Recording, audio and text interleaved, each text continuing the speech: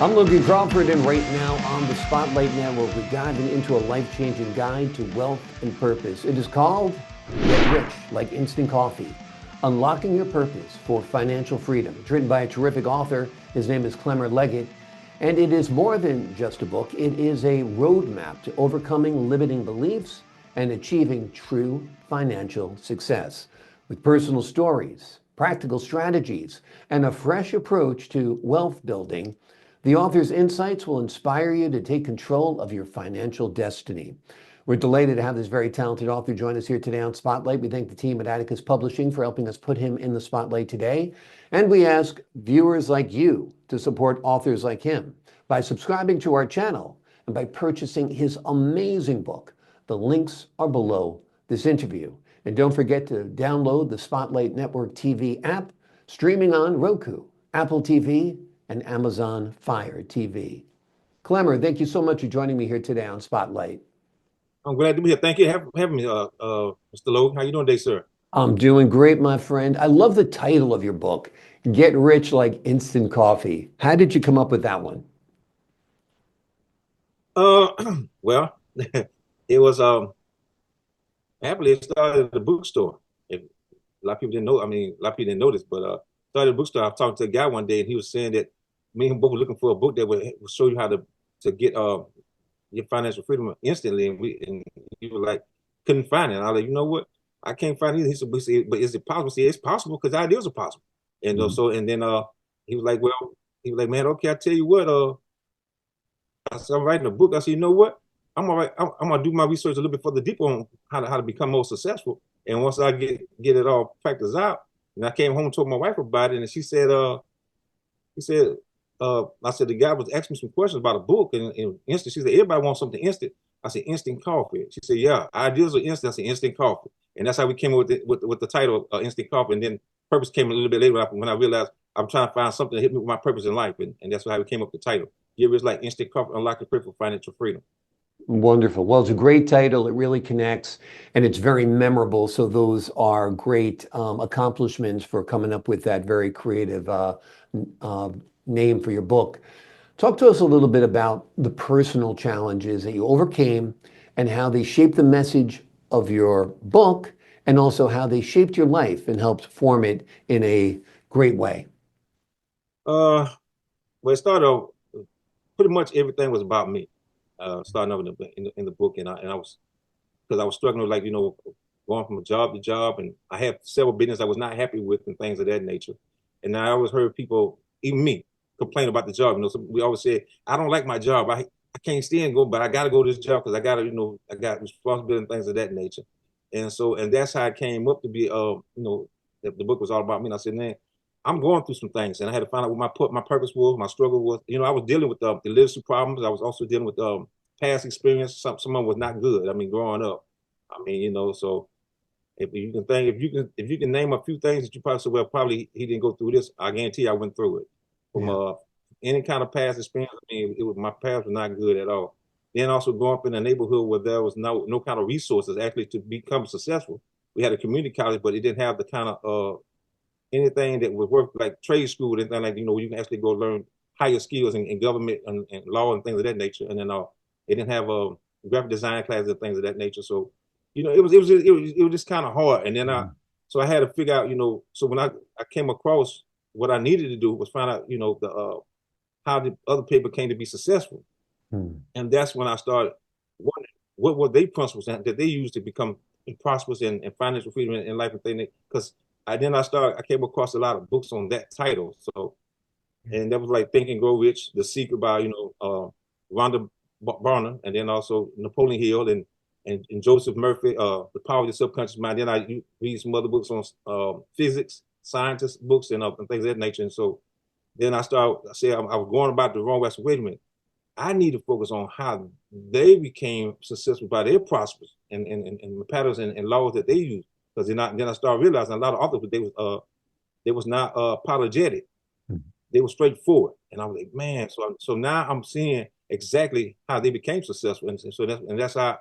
And then I started using for my mentor. Also, I had a mentor. I had like two mentors. They both multi-millionaire, and they was also kind of encouraged me in certain areas, and they would tell me how they became successful too as well. And that's why I want to share with other people what I had learned and what I went through in life. And so therefore, so because I know there's somebody out there was going through the same thing I was going through, and then I sometimes I had a battle with my own self because I felt like maybe people might not want the book, or they might not want to know about me or things like that. But I won't know until I put it out there. And so here it is.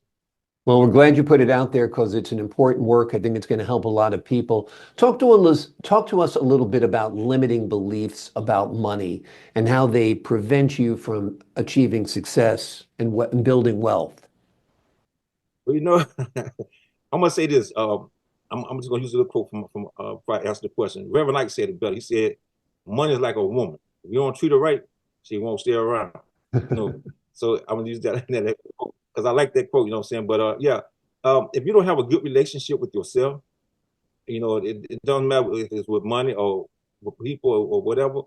You're not gonna have a good relationship with money. Hmm. I'm just gonna be honest with you. You're not because we have these. You have people tell you that I used to have my granny always tell us, we're not rich. We're not wealthy, so but we're just people just getting by. He didn't say we're Mhm. poor, but he said we're just people getting by. And so when you hear those kind of things that's growing up as a child, and when you ask like you want to ask your folks for money, and they tell you that we don't have it, then it gives you a negative feeling about about money. And so growing up like that, I picked the pattern up of saying that start seeing things that have been as abundant. I start seeing things as lack, you know, scarcity and mindset frame and things of that nature. And I start telling myself I can't afford this. And so, and having that growing up, you stick with that pattern, and then you start saying to yourself, I can't afford that. I got to get what I can afford and stuff like that. But when you start realizing that money is abundant and that and your nature, your very nature is abundant, and you start realizing that you can have the things you want by by having affirmations and saying, don't matter if you say them out loud or to yourself, but as long as you start changing your mind frame from the negative belief about what you told yourself growing up until the time you got grown, and then you start realizing and stepping out your zone, then you can have a good relationship with money. Because a lot of people, we have a thing called in us when we deal with money. One of them is gambling. A lot of people gamble, and they say they can't afford it, but they gamble, but because they want to accumulate wealth without labor. That's You can't do that. I'm sorry, it's not gonna work. Some people get it by luck. So they said they luck and they got this okay then, but yeah, the lottery, yeah, okay, but you have to realize everybody has a different journey. Your journey might not be to win the lottery. So you might have to come up with a product or either service and you have to make sure that it's something that society needs, so therefore you can be prosperous with it. So it takes a good mindset to work on. Another thing I realized about it was you just have to realize that when you have those type of problems in yourself by gambling, then you need help to get help to stop gambling, because that's a waste of money. Then another reason was I found out about people having that was not dealing with money was that they had to it was overspending. Mhm. That's another one. And Yeah. then another one that I figured out that was just not having a plan, financial plan, life plan, or having a goal where they want to be and like how much money, having in their mindset how much money they want. Because Napoleon Hill said, if you don't see the amount of money you want in your imagination, you won't see it in your bank account. Exactly. Exactly. Great advice across the board, particularly treat money like a woman, treat her right, and she'll stick around. I like that. I'm going to steal that from you. It's a great quote, no doubt. What advice would you give to someone who feels financially stuck right now? They have a job, they live paycheck to paycheck, they're barely getting by, and want more out of life. One paycheck, paycheck. You have to start a small business. Mhm. It doesn't matter what kind of business you want. You have to find something that will bring you passive and residual income. I mean, if you can save up money or go buy a used vending machine to put snacks in, stuff like that, and find somebody who let you put that inside their store or whatever, then you can start off from there. I mean, and that way people and always keep, you gotta have a lot of money inside of a vending machine, but you gotta keep snacks in there because people gonna go buy snacks out of there. So you gotta have that in there. Like barbershop and stuff like that was a good place for me when I started doing that. A laundromat also. I put candy machines inside some laundromat. They let me do that, put like the bubble gums and stuff like that. I did that. Um, You know, if that's what if you struggle with money, I mean, you just have to find other means to make money Yeah. because having one access it's just like putting your eggs in a basket.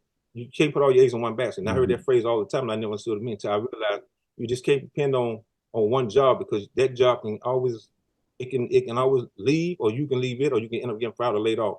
So it's always good to always try to save money so you be able to invest in other things. And I respect that for a lot of people who actually say, well, I'm saving money, but I'm also trying to find where I can invest in some other thing. And if you can, go back to school and learn another trade. That way you can get into another field of making more money. Yeah, absolutely. Having multiple income streams is the wealth builder, not just a job. Have your own business, have real estate if possible, have money coming in from multiple sources. So if Yes. one dries up, you're not stuck in a hole. It's a wonderful book, folks. You will love it. It's called Get Rich Like Instant Coffee, Unlocking Your Purpose for Financial Freedom. It is more than just a book, it's a roadmap to overcoming limiting beliefs and achieving true financial success. Clemer, thank you so much for joining us here today on Spotlight. Yes, sir. Thank you, sir, for having me, sir. I so appreciate being here. I appreciate having you on the I show as enjoyed well. Have a great day. To the folks at home, I'm Logan Crawford, thanking you for your time this time. Until next time on Spotlight.